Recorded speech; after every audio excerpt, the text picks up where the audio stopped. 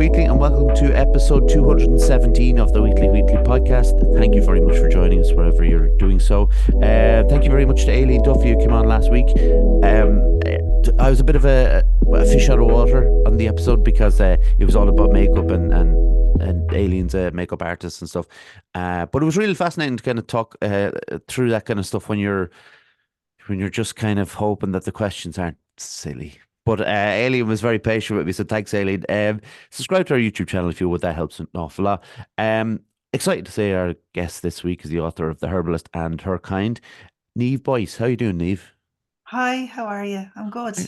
Good. I'm Yeah. very well. We were just discussing the merits of the weather today. It was interesting how it was really bad up here the last couple of days, and I know you're Yeah. close to me. Um, but the fascination that we do have with the Yeah. weather, it's amazing, isn't it? It's I don't like I Yeah. we always say we're more fascinated than Yeah. than others, but I don't know. Is it like that in America? Did it talk about the weather an awful lot? I'm not too sure. I'd say if you're somewhere where it's consistently the same, as Mm. fall or summer is, you can expect it. But with us, I don't know, kind of, we're fond of it. We're very fond of it. It's usually terrible. And We love a every, moan. yeah, every spring they say we're going to have an Indian summer, and everyone's Yeah, always talking about the Indian summer we're going to have. And yeah. yeah, Doesn't yeah, happen. Well, I no, think it is funny because it is a case of it is a nice to have a little moan about the weather and if it's bad, and then if it's yeah. hot, it's too hot, so we can't really win. Yeah, But I don't think we like the heat, I think no, we pretend we I'm want it, but no. yeah, I'm irritable in the heat. I'd say that's the way Yeah. to describe me. Niamh, we always start in the same place. Could you give us a history of your upbringing, please? Oh my God.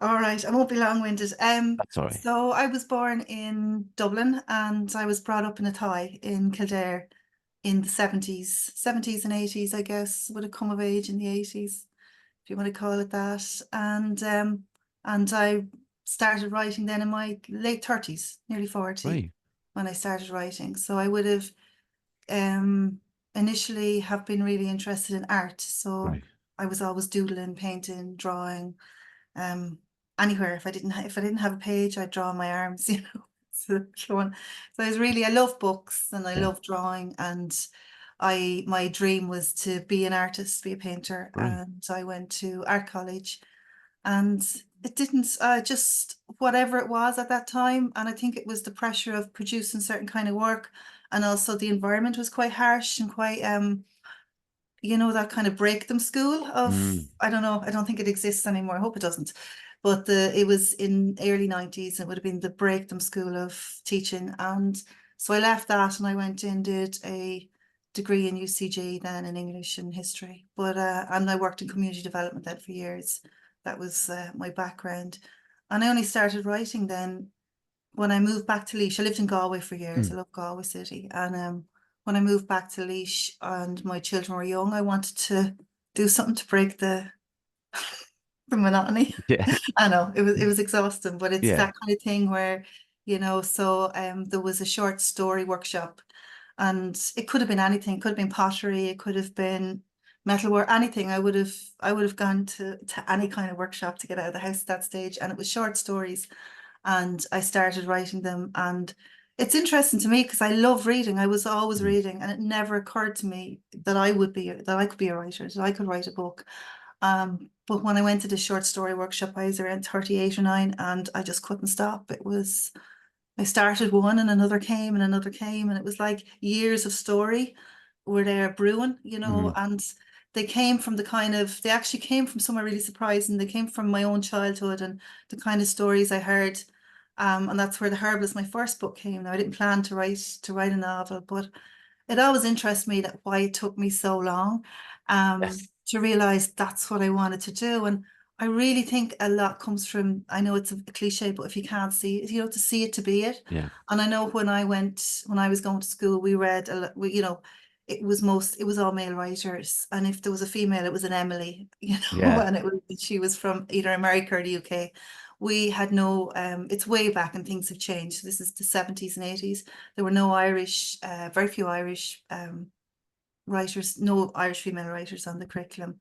And then when I went on to UCG and I studied English literature, also again I was hit with the same thing. You know, that there was very few. It has changed now. So it was really only in the 90s, the mid 90s, I became aware of all the brilliant Irish female writers. Attic Press were going at the time. You probably wouldn't remember them. They were a feminist press, and they were producing an awful lot of really strong, honest work, you know, not what you'd see in the mainstream Yeah. or what you would take down in the bookstore, you know. And I became fascinated and I read an awful lot. And I used to write, I'd go to bed and I go, what am I meant to do with my life? Right, you know, and you'd be writing like, you know. And it was really, I think then, and we were talking just before we started about the difference between the writing that comes out of you. Yeah. It's therapeutic and nourishing and helps you, as opposed to the writing that becomes a job and something full of the other as I said, ways you can fail and ways you kind of nearly torture yourself to keep going.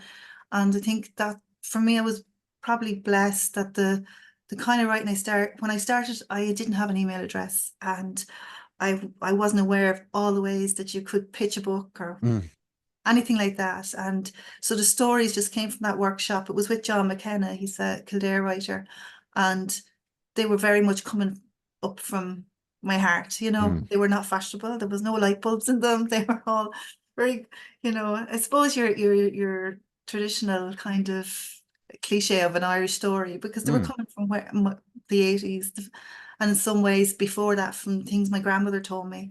And I think that really was, I was really lucky, you know. I was very innocent in terms of the world of publishing or that aspect. And I just wrote and wrote, and I wrote one story, I could not stop. I wrote, the kitchen was in shit everywhere when everything stopped. Yeah. Everything stopped, you know, and I wrote it, and I had very young kids at the time and a teenager. And I can just still remember the buzz I got from it, from this writing. And one story coming from another, not really caring, only that I finished it and went on with the next one. And it was like a little bubble. And then when I eventually could see that some of the stories were coming from the same place and were about the same man, and that eventually almost organically became a book. Right. So I thought all books, I know that was 10 years ago. So I can remember thinking, I don't know why anyone complains. Books are just so, you know, not one book since has been like that, you know. But I think it's really, if you're, you know, so writing can be so therapeutic. I don't think, if I didn't have a pen, you know, I still have one here. I doodle, I draw, and it's just, some of us are like that. And I think you were talking about songwriting as well. Some people have the songs, music, acting, and I often think, I wonder, in terms of mental health, how people who don't have those things, you know, what do they do? Because I know if I didn't have them, and if it's not writing, sometimes I paint, but if I didn't, I imagine things would just build up inside me, you know. Yeah, I get that. Like, you're not able to express it in a certain way. It's very difficult. And speaking of mental health, another question we always ask is, like, when did you first become aware of mental health? Even the term, you know, the term mental health for me is, I always think of Pat Inglesby. I don't know if you remember Pat, but he was on TV as a children on RTE, and he had a show called Pat's Hat. And he was brilliant because he was really surreal. He was so different to all the other kind of shows that were going. He was really surreal, and he had a hat, and he had Timothy the Tooth, and he created a world, and he was so imaginative. And so everyone loved watching him. And then as he grew up, he started to write. He wrote poetry and issued collections of poetry. And I think one of his first collections was called "How Was It For You, Doctor?" And it was about his electric shock treatment. It was about his mental breakdown. It was about his mental health. And these were so honest. Even still, I don't know if there's the depth of honesty. You know, there were such honest poems. And being a huge fan of him as, you know, as a child, I went on then to buy his poetry. And he used to sell his work in Dublin on the street as well. And I think that was you know. And I know, like, in terms of mental health and people being honest, or because otherwise before that there was a woman down the road, there was the nerves, there was euphemisms, and mental health as a phrase even is like only came in. There was a mental health association started up in our town around that time in Right.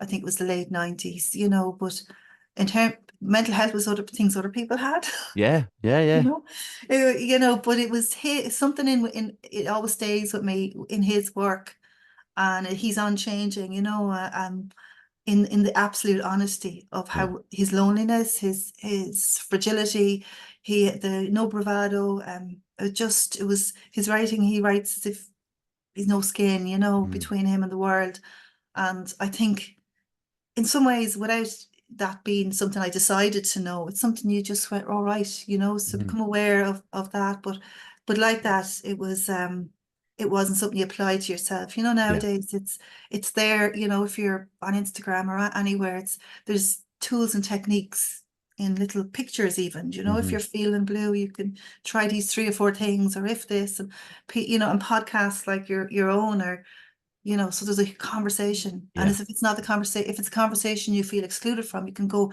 Google further and find the Yeah. conversation that you fit into. But in those days, there wouldn't have been that kind of visibility.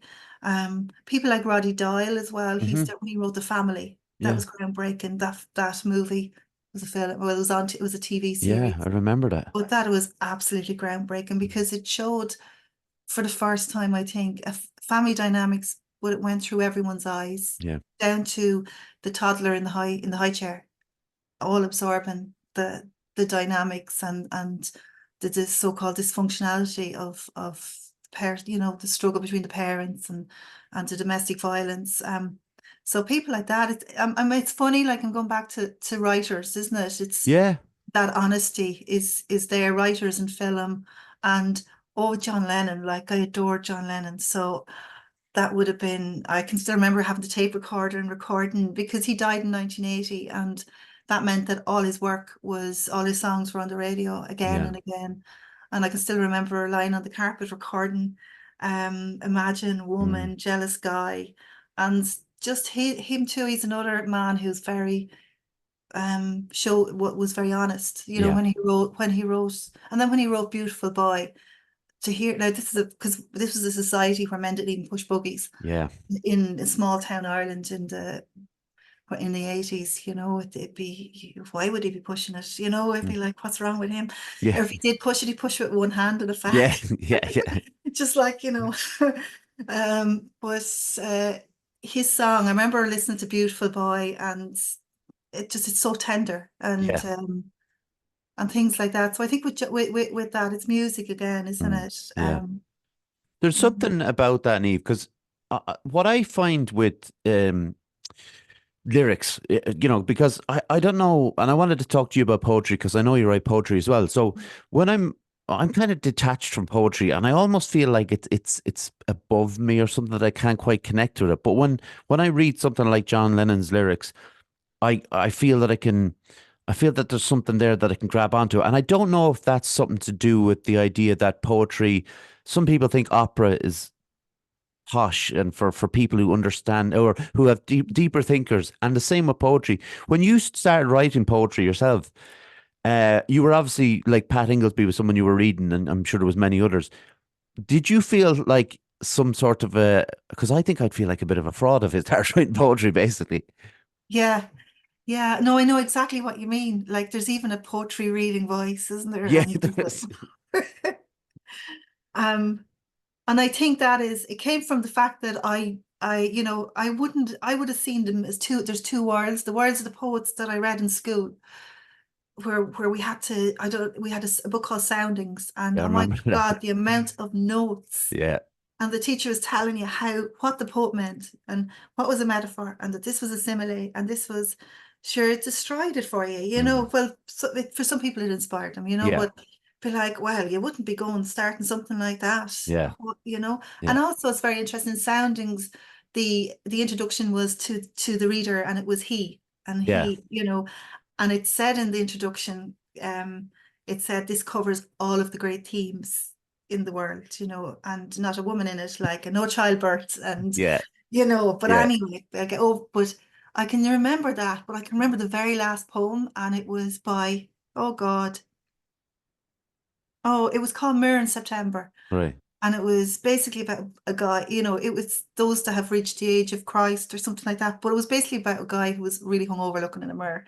Oh, really? Mirror in February, No, and February. I can't remember the writer, but I remember that caught me like a little hook, and it was beautiful, but it was Mhm. also, it's about that fragility and about, it was plain speaking, and I can remember that, but yeah, other than that, I would have thought, yeah, poetry was for workers. Yeah, it's right. But like, And it didn't, that's but perfect. that's Like, not, yeah, it's not I, true, but by the way, no, and that's how we it's not felt. true, but I think it depends. Like sometimes there's some people see that it's behind a door where they don't go. And Yeah. then some people don't even know the door exists because they're so privileged that it's around them, and Mm. and they don't even see that door. But I think also I didn't write poetry. I never, till I was quite late in life or midlife or whatever. Maybe for that reason that it was, Hmm. and I think it was also when I read the American poets. Yeah. Um, so that would have been in my 20s, and I was reading poets that was much more colloquial and from different races and different points of view, and so that, oh, they can be relaxed Yeah. or seem relaxed, or they can let you in, and if they have references to Greek myths, that's fine. Mm. You can see that layer if you know about them, but it lets you in. I think that's probably why Seamus Heaney is so popular. He lets you in, Hmm. there are poems that let you in, and but I didn't. I can still remember the first time I consciously wrote a poem, and it was my middle child, Josh, and he's 20 now, but it was one of those times I was feeding him really late at night, and he used to he'd wake 4 times a night. He didn't was always tired, and I was up one night, and I was always you'd be exhausted and resentful, and you're feeding him as well as loving them. Of But course. and I was just sitting there in the silence, and it was very peaceful, and the rain was coming down the window. The window had the window slightly open, and the rain was coming down, and just within the silence, I was thinking. It just occurred to me, how powerful it was to be able to feed your own child. You didn't need to do anything. It was quite animal, like quite connected to, it's done for eons Yeah. before. And I actually remember getting a scrap of paper, and I wanted just to capture, that's all, I just want to capture one moment. And that was the first poem, as in I knew I wanted to capture something very significant, Yeah. and I would have forgotten about it. And there was some sort of power, and I didn't know quite what it was. And it's like that. I'm not explaining it right here because there isn't the words, so that's why I Hmm. needed to put it in a poem Home. Yeah. Well, or a which is, piece of writing. I would have seen. I didn't go, oh, it'll be, and I knew it's tiny. It's that yeah. size. But I'm really glad I wrote it. And from that then, and I think there was something kicked off then. Something kicked off, and I started to root around, but Yeah. not. I would be guilty of not read. One of those people wrote more poems than I read Yeah. And like, initially. yeah, and I understand that. And sometimes that's not a bad thing. Like, the kind of the beginner, starting out with a blank slate rather than someone who's kind of pressed down by expectations or by other great works which you're trying to reach to, and like, maybe they're not accessible, maybe they are. Um, Yeah, the when you, beginner's mind is amazing. There's yeah, not Natalie Goldberg has a book called Writing the Bones. And right, so even for songwriters, novel writers, poetry, or just people, it's absolutely beautiful. But she talks a lot about beginner's mind. And Seamus Heaney talked about that too, that it's where you go back to. mm, It's not like, we have this illusion of progress in the Western world that you go from here to here to here to here. But with creative work or with writing, ideally you make the work and then you forget everything and you go back to yeah, beginner's mind. It has to be the open joy. yeah, You search for it all the time to get right back and try forget everything you've learned almost and begin again with every piece of work, every novel, every poem, or and otherwise, you come tighter and tighter mm, into something. yeah. Not quite. When you wrote The Herbalist, and you mentioned that there was a build up to it through kind of short stories and things like that. Um, it's a very Irish, setting, and like you mentioned. Um, what was the reaction to that? Because I know, like, I'm not so much talking about kind of awards because it did very well award wise and critically acclaimed. But what was the reaction from people you knew, uh, who read the novel? Oh, I think everyone was just delighted for me. I was called a dark horse. Okay, that course, fair enough. I remember because I worked in the library at the time part-time, and so the thing is I was a sitting duck Yeah, for everyone to come in and tell me what they thought, you yeah, know. yeah. And most people were so, because I was a little bit worried because for anyone who doesn't know, the Herbalist was based on a real trial. Mhm. So I would have gone to the archives, I would have read the expositions, I would have read the witness statements, and I decided to fictionalize it. So I was kind of a little bit nervous, as it because it's based on real events and real Mhm. people, and he was a real person who came to a tie in the late 30s, and so these things did happen.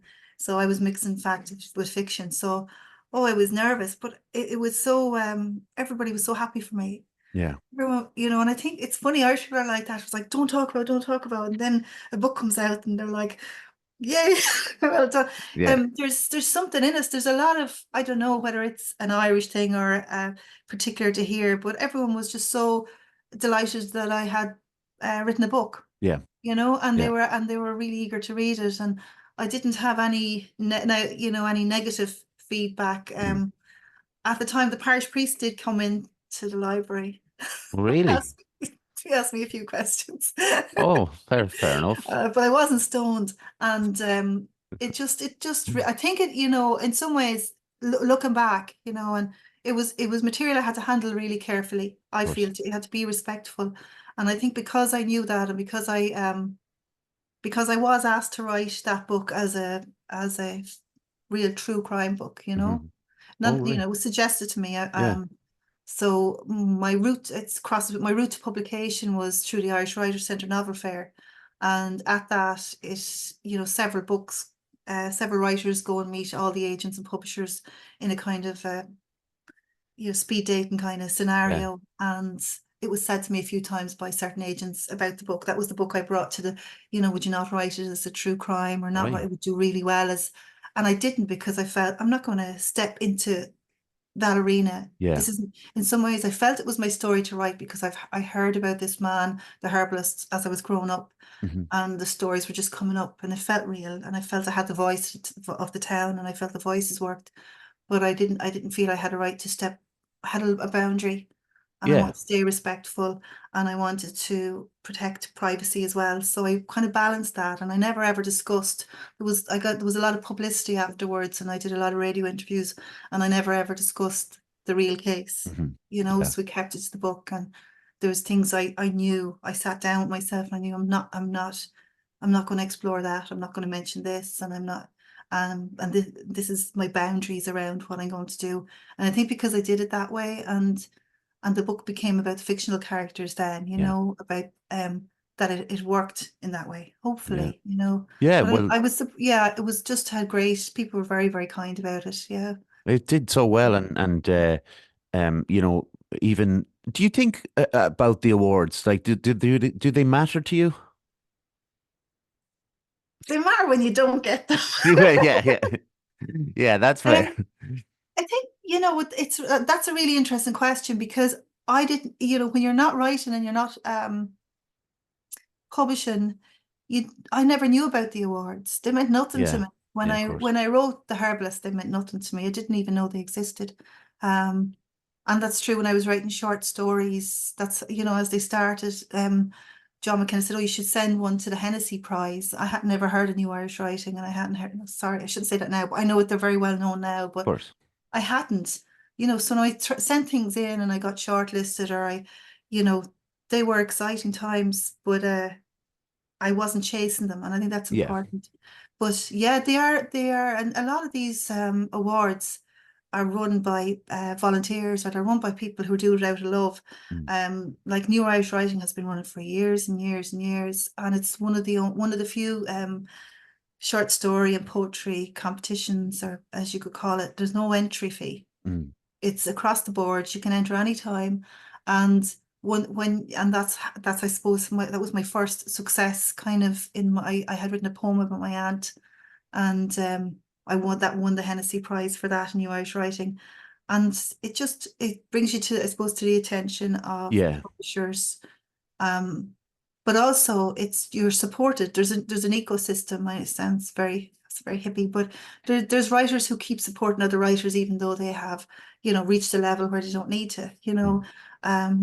So at the time it was Kieran Carty, it was, and it still is, was running that, and that has meant so much to Irish writers, and also his poetry, and it has moved paper. It has, but it's still there, and it really does. And there's no kind of like I said, there's no entry fee, and there's no who do you know about it. You send in your work and that's it.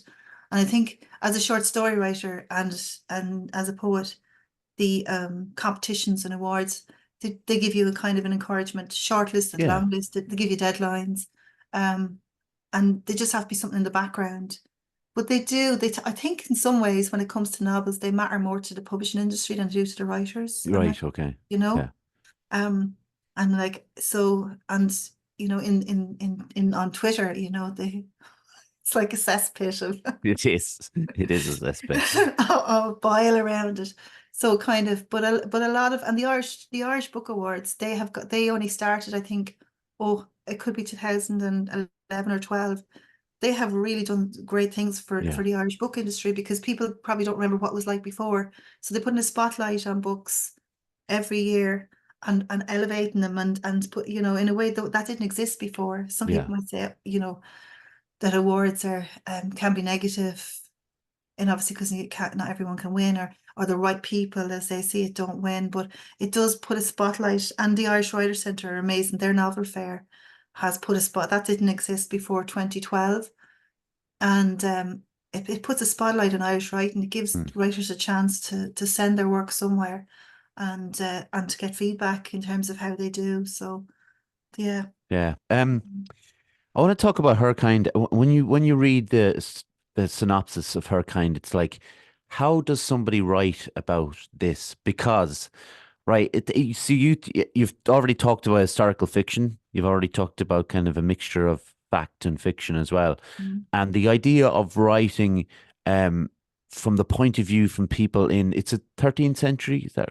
correct? Yeah, the 14th. Yeah, 14th. My apologies. So.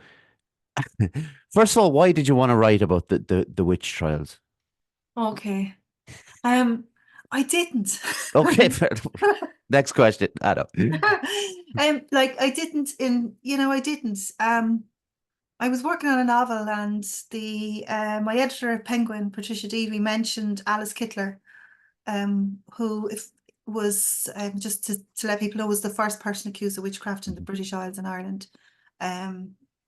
And I grew up quite near Kilkenny, so I would have heard of Alice Kittler, and I thought it was folklore. I didn't realize it was really history, and that's an interesting thing, how some real cases are put into the realm of folklore as if they weren't true and they weren't significant, which was a highly significant case in the history of witchcraft, because it's the very first time that somebody was burnt to death for being a witch. Beforehand, there was heresy or witchcraft. It was seen as something harmless, unless you used it for harm. So, and in Ireland, there wasn't really the kind of superstition around witches, and it really wasn't an Irish thing. So I know I didn't really have any interest, because I just thought, that's that old tale, that isn't of interest to me. And I didn't know that much about it, only that I was very familiar with the name Alice Kittler, and very familiar with, something about a witch in Kilkenny. And so I went back and I started finishing the work. It was the work that I was doing, which was about an artist and a missing woman, and and the little thread was there, and I thought, we'll have a little look and see what was about. And when I saw that, so Alice Kittler was a very wealthy merchant woman in Kilkenny, and she was accused of witchcraft and of leading a sect of witches. She was accused of having a demon lover called Robert. Rob. Okay. Very bland name Robbie, for a my demon demon. lover. Yeah. But she was, all of these accusations, like in the terms of the history of witchcraft, were new. They hadn't, it was the things that they accused the Templars of, and now they were switched around. So, but I started to look, and I was like, but I'm not interested. I did history in college, and the only module I failed was medieval history. I had no interest in it, and So it was this kind of thing that I looked up the story, and then I read about Petronelle, and I read that when the wealthy woman was accused of witchcraft, it was actually her maid, her humble maid, as they say, who was burned to death. And I thought, the poor woman, a scapegoat, and I'm a sucker for scapegoats, and Right. I think that's why I wrote The Herbalist too. And I thought there's more to this, and I'm a sucker for the gaps that are left in a story. We go, this isn't quite. So I started writing poems, and Oh, some of the poems were published in the Moth magazine. And it was actually, I just started writing poems about Petronelle. I didn't really have an interest in the wider story. yeah. And it seeped in, and it destroyed the book I was working on. And I just had to, I went, okay. And I just can still remember today, I opened a document and I started writing from the point of view of Petronelle. And the first sentence I wrote was, fine men in robes are coming to see me burn. And this voice came, and there was a rhythm to it. And I went, oh no, because I knew there was going to be so much research. Yeah. So I actually wrote that first sentence. I would have written it in 2014, and the book was published in 2019. Yeah. It's a So lot of work. it was a long haul. And I suppose I was smiling because I didn't plan, and I didn't plan to write it, but it kind of grew on me, and that has to be, it kind of can't come from an outer Mm. circumstance or to meet the need. And and I'm not being precious about that. I just know that if there's no connection, it'll be shit. It won't be any Yeah. good. And also, when I knew that this was based on a real woman who had suffered so much, I thought, I have to do it justice. I can't Yeah. be making it into a fantastical story. I have to kind of balance the whole mystery and the that magic that is around it. She's around the case with the actual hardcore reality and grit. So it was that, and it took me years then to research it, because luckily enough I live near Kilkenny. I spent an awful lot of time there, and I became engrossed in it, and I wrote a lot of seeds where the things happened. I was able to do that.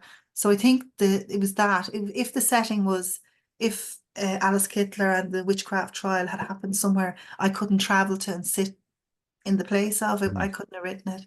So I think going there, and the cathedral where Ledred was the bishop who condemned the women, and his effigy, his kind of little faces there in marble in Kilkenny Cathedral, and I went there, and almost the stories then came up from the place, Mm. helped me. So there was a lot of hand, and I write most of my books by hand as well. So I spent a lot of time there. And it just became, I think it's that thing, it became intriguing because I knew I have to have some sort of something to find out, if Yeah. the story was laid out, and yeah, I was just to relay it. But it was kind of like the feeling of investigating, the feeling of finding out.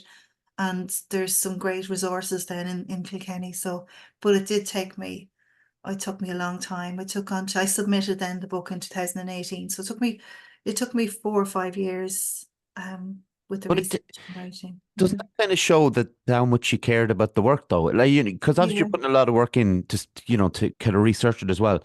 But Mm. you wanted it to be as best as it could be, because I think when you're reading the book, it's it it's sorry, an historical account, as it is anyway. So if you don't know the story, you might have heard of Alice Kittler. And again, like, that's interesting the way you said, like, I think a lot of people might see it as folklore or as Yeah. she's a mythical figure. But then when Yeah. you're reading the book, you realize what actually happened and what she went through, and what the people who, I suppose, looked down on her. And we've seen that, like, before, but going all the way back to kind of the 14th century, kind of the fear in it as well. You don't want to put yourself in her place, but you can't help it when you're reading it, because I suppose that's how the reader connects to that, central character anyway. But it's a hard place to be when you're thinking of the fear of what she went through. Yeah. Yeah. And and it has less humor than my first book. It does. But you still try to have it. It's Yeah. like it becomes fascinating because people are interested, and it becomes there's life, and there's Mm. humor, and there's sex, and there's murder, and there's every aspect. Because I think the thing is, it's set far away in time. But when I was reading the minutes from the corporation notes from the town from that time, it could have been the corporation notes from any town in Ireland Yeah. this week. Money, money, money, money, Yeah. money, Yeah. money, money, money. Taxes, Mm, tithes. Who did what to who? Who had yeah. a right? Who has a right to this? Um, and I think that let me in. The Yeah. thing. That all right. There's an illusion. We don't change that much. Yeah. So you're kind of trying to balance the relatability, of the characters and the strangeness of the time, because we have a lot of assumptions. We assume like the medieval times are called the Dark Ages, or people have assumptions that it was, kind of monochrome almost, and Mm, grim, and dark, but actually Kilkenny was full of different cultures. It had Flemish, French, Welsh, Anglo-Norman, and the Irish were, of course, outside the walls, because mm, we were wild and threatening. yeah. And woohoo. But yeah, and I had all of this and it was incredibly wealthy, because I Yeah. checked the imports. I thought, how will I find out what they were eating? I didn't want to go and look at an English recipe book from medieval times, which they might Mhm. have. What. So I got it's called the roll list from New Ross. It was I could see what was imported into Mhm. Kilkenny at that time, and we're talking about saffron, which is a really expensive spice. And when I saw what was being imported, all the different spices and wines, and what was being exported, about the wolf skins, that's where, and I think it's those kind of details bring it to life for Yeah. me. So not just the kind of the macro history, the kind of thing you get, history of bad name in school, like the date Yeah. and the whatever. It's the details that they were using saffron in Kilkenny in 1324. Well, Yeah. and they were a merchant class, and they had, and it's just wonderful, it brings it to life for me as a writer, when I know if I know how someone is sitting, what they're wearing, whether there's smoke in the room, what Yeah. the politics are. I have built it to bring it to life myself, and then hopefully comes to life down in the books. And as well, like you were saying, I wanted to do her justice, because Petronelle, her faith is so inextricably bound up with the witchcraft of historic, and it's overlooked because it happened in Ireland in the 1324.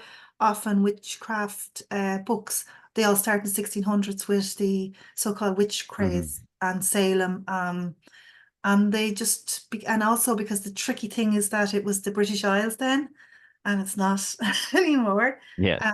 It was a colony. So it's kind of like, it's interesting. It's like Salem in that it was a British colony. It was an English colony in an Irish place. So it reflected the concerns and fears of the bishop himself, who was from a Londoner, Mhm. and the colony, but not really of Ireland, if you know what I Yeah. mean. Yeah. Because we were, at the time, I was looking at mythology at the time, we're more interested in the fact that the people in Ossory had a talent for turning into wolves, and so if there's superstition and folklore, it's around shape shifting, Yeah. and there isn't a real deep hatred of the older woman that there is in the European, that is evident in the European accusations and the witch trials. Right. Because Alice was an older woman; she Yeah. was in her 60s, and she was powerful.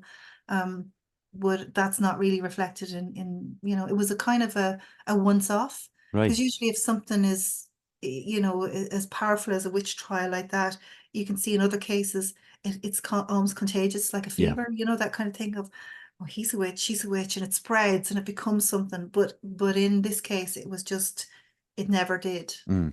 because it That's was the interesting. product of one man's crazy imagination, Yeah. you know. So when we talk about the kind of the characters in your novels, and you studied philosophy, um, did you? Um, Women's studies. Women's study. Yeah, yeah, So philosophy, yeah. yeah. So like, how much of that study goes into the characters? Do you think? None. No, No, hopefully really. none. Yeah, Okay. hopefully none. Um, yeah, because I think if you have a philosophy or an agenda or an Mm. idea, or you know, I'm very quick to say none. Like, am I being defensive? I don't know. I know, No, just that, and I'm like, no, God, not I'm at quick to all. say that. But yeah, I feel like no, because I know I've learned the hard way that if you have Mm. an agenda, and that's maybe I'm misinterpreting what you're saying, but if you have an agenda or philosophy I guess, you know, and you're trying to put that on a story, it's dead. Mm. To me, it's dead, you know. I want to get it. You write, you know, compassion is more creative than judgment. You're trying to Mm. write without judgment, even with, say, the bishop and his misogyny. I was trying to see where would that come from? What's his insecurity? You know, what is it? Like he also is an outsider, and Hmm. how does that work? And but the I think, yeah, I think, well, I mean, it's everything's subjective. So of course I'm coming from an angle, Yeah. you know, I've decided to tell the story of the women. Because when I started writing the book first, I could have taught the Pope was involved, the King of England was involved. I could have Dan Browned it. And Hmm. there was the time where I was looking at the story and going, yes, it's actually because it's crucial politically. It was at a time where the law changed because Right. of so it could never have happened before, and it couldn't, you know. And I thought, no, I want to, whose story are you going to tell? And that's the thing, whose story is it? Yeah. And it was Petronelle's story, it was hers. So off went the Pope, off went the King. They're there in a way, Yeah. you know, because I knew about them, but um, I think, I don't know, like, I don't think it came, I'm not aware of it coming in Yeah. terms of having a philosophy around it or deciding. But of course it does in the fact that I made a decision to tell the women's story in the first Yeah. person. And the dread doesn't get. I didn't give him a first person point of view because he already had written previous. Just after the case, he wrote a narrative of events. Right. So he wrote his version, and it's often the ones that historians go to. So that, you know, and even when I went to visit the cathedral in Kilkenny, there's a video by his effigy. This is a couple of years ago. It's Yeah. changed now, but and in the video, the voice was saying the pestiferous witches, those vile, the viperous sect, and I'm like, hold on, like, you know, they were women. Yeah. You Yeah. know, Yeah. when you're forgetting that, it's kind of strange, and it's strange with witch tourism in not, you know, not so much in Kilkenny, but in Scotland when I was over there and in Edinburgh, you know, it's about the witches, but they still call them witches. You know, it's Yeah. kind of like calling someone a murderer when they actually been proven that they weren't a Yeah. murderer. You know, do you really think they could fly? You know, so Yeah. it's they're the victims of trials, and they're victims of misogyny and different things. And there was men also, you know, so, and people with disabilities. And throughout Yeah. Europe, it was an excuse to get rid of who they didn't want, you Yeah. know, the outsiders across the board. So to still call them witches. And Yeah. it's 700 years actually this year since the trial. And they're hopefully, I've had word from the person who runs Petronelle's restaurant in Kilkenny. Right. He was saying that he's going to campaign for her to get absolved, you know, or, Oh wow. you know, because she's still on, you know, it's still Yeah. kind of the official story is, and then the witch was burned, and it was the first time. It's in the annals, the annals Hibernia. It's in the annals, you know. So a certain woman on that day was burned for heretical sorcery. Um, You forget about that, don't you? The fact that like it's known as the witch trial, so they're witches whether they were yes, or weren't. It's yeah, just that's the way it is, and yeah, it's kind of hope she gets absolved, and then it becomes yeah, not that. But for yeah. you, you mentioned earlier on about before, but like as you were her kind was coming into your mind, you were writing a different kind of story. Mm. How many times or, how often does it happen to you that you're in something, like whether it's a short story or a novel, that you're in something with an idea and it's not working for you? How hard is it to kind of dismiss that or just push it aside and, start something else? It's like you're a witch or something yourself. How do you know? Yeah, yeah, that is It's tough. my biggest problem is that I finish everything I start, and Okay. I was brought up to see that as we all are as a good thing. Yeah. Um, and there's definitely times where I have kept working and kept working and kept working on something that I should have just went, look, Mm. you know. And I would say that, you know, if I was talking to myself from 10 years ago or a new writer, there's is absolutely a really good idea to give up something that's not working. Yeah. Set it aside. Sometimes what it is, it can be that you're not skilled enough at the time. Like you Yeah. started writing, you have an idea, but you want to maybe convey it in a structure that's quite complex with points, you know, and it's like you haven't learn to write first in some ways, or Yeah. learn how, and that can be just that. You can put it aside and go back to it and go, aha. Um, it's actually a fantasy novel. Yeah. That's why it wasn't working. I was trying to write it as realism, or I was trying to, you know, and if you keep reading what you love, forget what's on the lists or what, keep Mm. following. And it's great that we live in a day where you can find any kind of book, Yeah. any kind, it's a much wider kind of genre, and then a niche off that and off that, off that. And it's read what you love. And then it's kind of knowing what genre, what kind of thing you want to write can be half the battle. But I struggled with this kind of thing of I will not let it, I will finish it. I will Yeah. finish it. If it kills me, I'll finish it. And I think that's what is happening with the novel I've been writing on now. I've finally finished it, but a little bit of me thinks if you'd given that up when it was not working 2 years ago or so, Yeah. it wouldn't have been the end of the world, Yeah. you know. So yeah, definitely would, yeah, keep working with things. And I think, when you're really struggling with something, there's this thing of that you failed, Mm. if you stop, or that you've Yeah. wasted, the thing you've wasted. Well, I've wasted a year then. If I don't finish it now, I've wasted a year. And so then I was saying, well, if I don't finish now, I've wasted 4 years. Yeah. And in some ways and eventually you go, right, well, it wasn't working because X. Now I Yeah. know. But I don't know how, that's the suffering trope. I don't think that's healthy mentally. Yeah. I think it's absolutely, if I was to give myself advice, I would say if something isn't working, just it's like leave Do you it. fi- If it's not fun, if there's yeah. no relish in it, if it's, that's struggling, like, and I know it brings fine work, and I know I can get to places I didn't think I could get to, I Yeah. know that, but there's you have to decide for yourself that it's number one, that it's okay to stop doing something that you're no longer enjoying. Yeah. There's nobody, there's no medals for that, and it's not a failure. Yeah. Absolutely not a failure to stop something, to leave something aside, begin something else. Because I would have said one of my kind of rules, I love rules, and not other people's, my own, when I start Yeah. something, I go, right, this is how I'm going to do it. And it was like, I will finish everything I start. I will resolve everything I Yeah. start. And that's fine with short stories and poetry and whatever. But when it comes to um, complicated novels, you Mm. just, so hopefully now this one that I was working on is going to be finished. But it's something I would, going forward, definitely, if I'm finding myself really struggling and something isn't working, I'll just leave it. I will set Yeah. it aside now, in the future, and start other things. I also find what really works for me is that, and I think it's because my very first ever short story was actually a painting. And Oh. I think sometimes it's the form. You're Yeah. you're trying to push something into a form that it doesn't belong in. So when I go back to that short story workshop I took, my life-changing short story, but I was actually trying to paint. I was painting a picture, and it was a girl. It was a child, and there was a corner, and every time I was painting, it was quite a big painting. It just looked cliched. It wasn't right. And I went to this short story workshop, and she was a character in the story, and so she Mm. was a story. Yeah. She wasn't working as a painting because she was Yeah. a story. And I have to keep that in mind, that don't lock yourself into a form. Mm. It can be, what if the novel you're trying to write is actually a poem?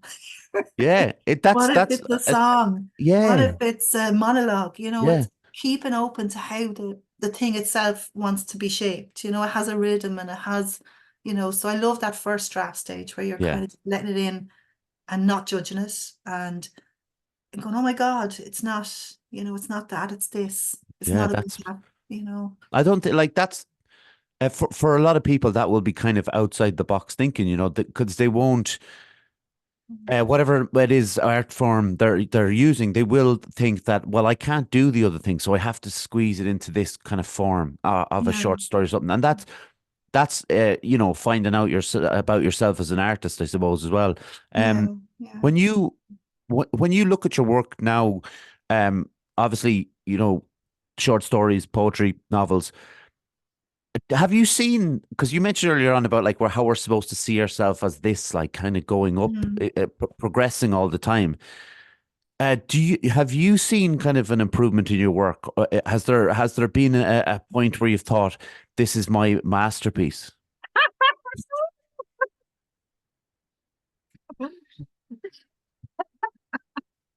I was going to just turn the computer around so you could see the rest of my kitchen. Okay. I just like and all the clothes and everything hanging Yeah. around the place and all the family life. Like masterpiece isn't the words that Yeah. we're like comfortable with at all. Or but you're talking about a sense of satisfaction and going. Yeah. Mm, I get that with shorter works that I Okay. go, oh, I've done that, you know, and I get a great thrill out of shorter works, and yeah, I like, you know, I never go, oh, that's my have I improved? I'm a masterpiece. I don't know if we improve. I don't Right. know if we improve. I think in some poems I can see that I have because I would be trying to, I say I might have been trying to address something very Mm. literally, you know, as in XYZ, how it Yeah. is. And I would have maybe have been putting everything in, and then that thing of paring it down. But no, I think there's definitely some things I wrote a couple of years ago that I couldn't write now. Um, Right. so I don't think I think yes, you get better, you get a cleaner eye, you can see but it probably comes from writing and from reading more. And you were talking about, you know, that kind of thing of not being able to see that it could be something else you're Yeah. trying to do. I think if you're read very widely, like and keep your eye open to all the exciting things that are happening that other people are doing, they can be your blueprints. They can go, Yeah. oh, okay, what if it's not working because it's a cartoon? You Yeah. know, Yeah. or what if, and you go, right, so and you know, and you can go online and you could do a 3-week course for very cheaply from someone who's in Spain, you know, Yeah. and learn the techniques. And I love that about the world we live in now. Yeah. I love that we can go, um, I don't know how to do that. So what are the steps I could learn, you know? Um, so we have a lot of creative possibilities, but I think that I started out very innocent but very confident in my voice and in I didn't show my first book to anyone, you know, and I know that's not usual. I didn't know that was not usual. So the Mm. first person to read my first novel was the editor of the House of Penguin. Wow. I hadn't showed it to anyone, I didn't share it with anyone, and I didn't look for feedback. So I was highly confident, probably obnoxiously so, but I really felt it was my world, like, you know, Yeah. and I know one lady had looked at something and said that's not a very likable character, and I was fuming because I thought none of them are likable. I don't like likable characters. You know, and so I had a sense that I knew what I was doing, and I Yeah. think I did. And that confidence doesn't stay with you. I think, you know, because as you get to know more about the ways that you're not, you know, Mm. can so I think I probably if you the feeling of masterpiece thing doesn't come for me doesn't come into it, but Yeah. what I would like to do, you know, is like the best book that you can, you know, the best make the, you know, and in the best way. But yeah, often there's actually just a feeling of uh all the other ways you could have done it. Yeah. Me, Yeah. and maybe it's just how my mind works, and it's like as soon as I finish it and it's done, I went, yeah, but I could have written it as a magic realist Yeah. one act play, or there's something, because every time you make a decision about something that is very interesting, you have to limit yourself. You know, every time Yeah. you know, that's why some people they're stalled at the beginning because maybe they want to write a series of songs or poems about their grandfather or something like Mhm. that. It's so full of possibility that you stall at the beginning because if you decide, right, well, I can't write, oh, I'll write about that year and then I'll write it in this way, everything else falls away and Yeah. you know, so you're saying no. A lot of deciding to make a piece of work is saying no to other ways. And a little bit of me always wonders about the other way, you Yeah. know. Yeah. Not with the funny, not with the herbalist, you know. I feel Right. very I'm happy with the way I wrote that. And with her kind, I'm always very aware that a lot of people who read witchcraft books are actually interested in fantasy. They're actually interested in treating the main characters as if they were witches because Hmm. there's so much they're so potent, and they're Yeah. such a you can really they've become kind of like a feminist trope, or if it's a way some people have turned what was so-called hated into something that is actually has a lot of power. Yeah. And so people would be attracted to it thinking that's what it is. But there's no way I could have written something like that about a real case, Yeah. to suddenly have her not go up the chimney, but you know what I mean? Yeah. To, because even when I was writing, there was so, it's like I have to do her justice. So a little bit about that book makes me think, because there are, there were scenes I wrote, I took out, and I go, and with every book I write, there's scenes and characters I take out, and it's kind of like the juice that runs Mm. off something when you Yeah. squeeze it. And I'm always thinking, oh, nearly every book has its own kind of short story collection of between all the characters that I've cut. So, and all the scenes that I've cut, and all the ways I've said no to different threads. And I'm always left with a feeling like, ah, Jesus, like Martin Thomas, I have to include them. Or what about the feral children? Yeah. In Kilkenny at the time, there was feral pigs, was feral children. There was, Right. it was a different kind of way of looking at childhood, and I had to cut on my feral children, and I missed them. That's But tough. I'm left with the feeling now I must write their story, or Yeah. so it's that kind of thing. But yeah, so it's like I said, it's like I always just hope to go back to the joy, Hmm. but also, and to beginner's mind, but also to write whatever I'm meant to write. I think that's Yeah. the not the struggle, but my focus is always when I finish something is not like trying not look at the internet, not look at what's trending, not look at what's doing well, and to go right now, what's here inside me that I want to write. Yeah. Without asking about what your next book is about, is it a historical fiction, fantasy? What kind of genre? The book I've just finished is oh God, it's actually it's set in 1847.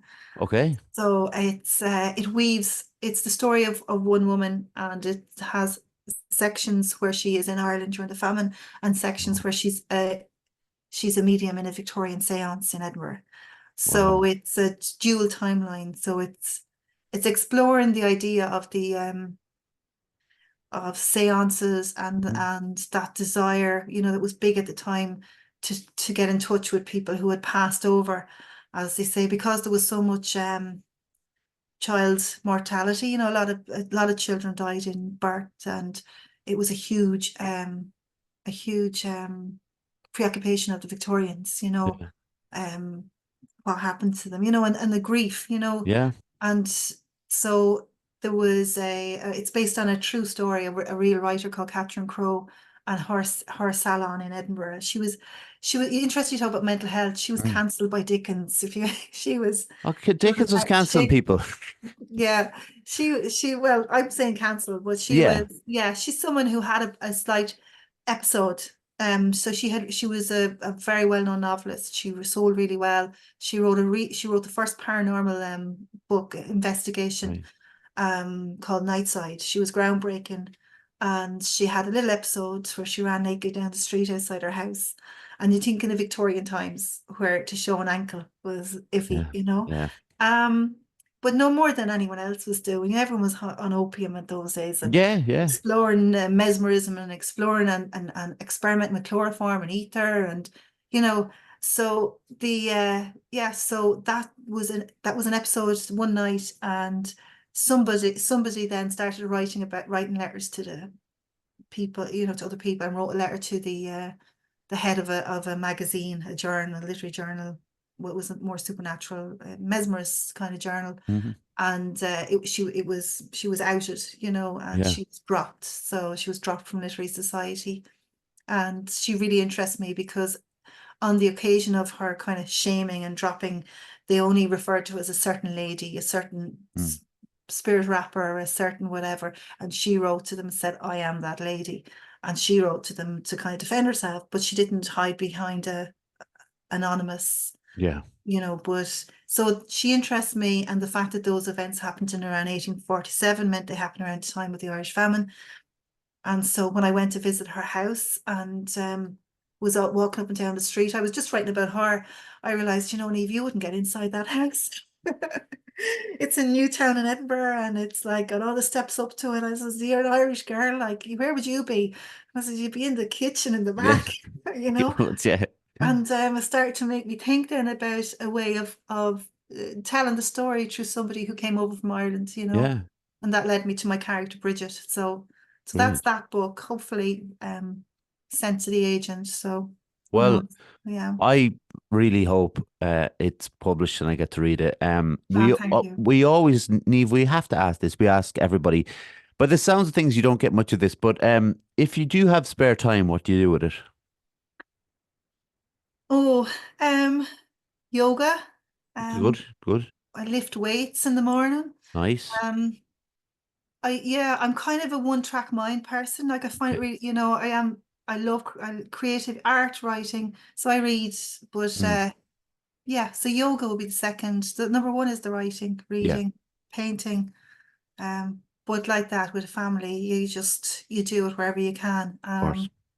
But I love art, and if I had any Yeah. spare time, if I had a block of time to myself, I'd probably go to an exhibition or go look at something. Or I love the National Gallery. Mm. Um, I love the Yeats. I was looking at the Yeats painting in there, in not in the National Gallery, but in the Hugh Lane Gallery. There's a Mm. Yeats painting. It's called "There Is No Night," Oh, and it just shows this guy rising up from the earth and a white horse going towards him. And when I was sitting watching it, it was like, oh, that really gave me, the idea there is no night, there is no mm. kind of time where things just stop, and in the Yeah. darkness, exciting things happen. So I love art. What are you reading at the moment?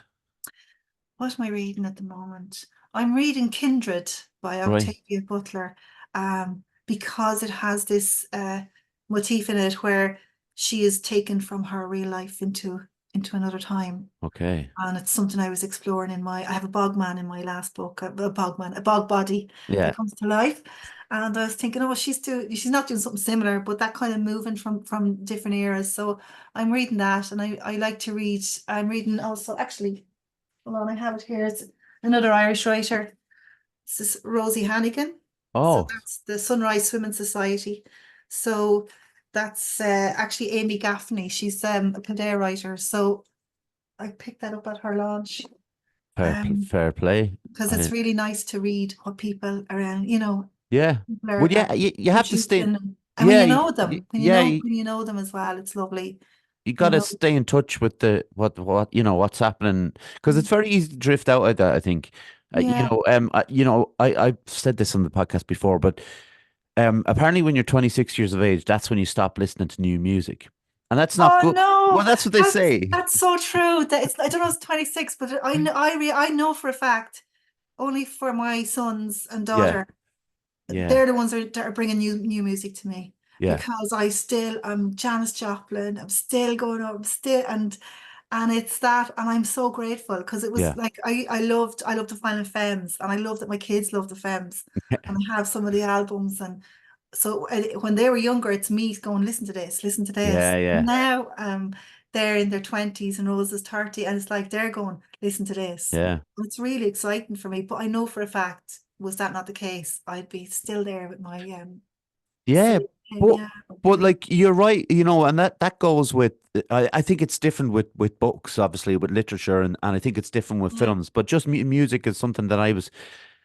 so yeah, excited about when I was young, and I obviously still am. But I'm really trying to take on the newer stuff now. I don't have kids, so it's not yeah, so I'm trying to kind of catch up with certain stuff. But yeah. because I think it's important, especially if you're trying to write songs, because I think you have to be still be contemporary in your work. Like you can't just Yeah.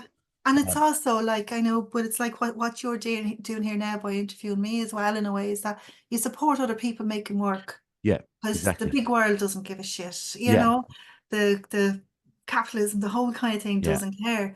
But if so you create your own ecosystem, you're become aware of a writer trying to do something, and they have a book out, and you might go to the launch if you can, or at least just buy it or read it. yeah, And that thing, it is so hard for new musicians coming up, because yeah, things have changed so much. And I know there's in terms of, I went to, it was Bridget, it's Bridget's Day, kind yeah, of was made an official day, and I went to a brilliant concert in a Thai library, and half of the vocalists there, I hadn't heard them before. I was like, what's going on? And see, they're not playing on the radio. What are they, yeah, but I stopped listening to radio. I Spotify myself to death. yeah.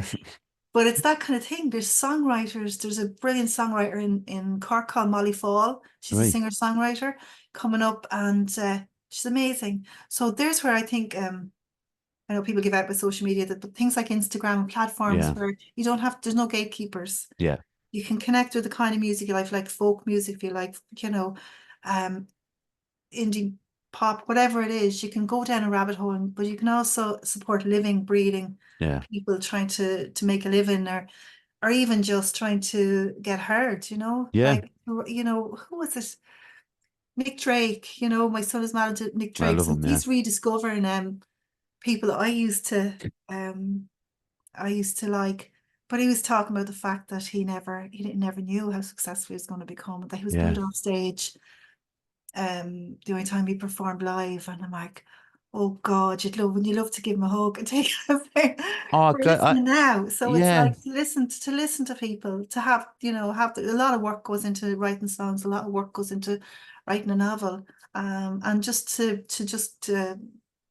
give, to feed back into it, Yeah. support people the Appreciate. little way you Yeah. can.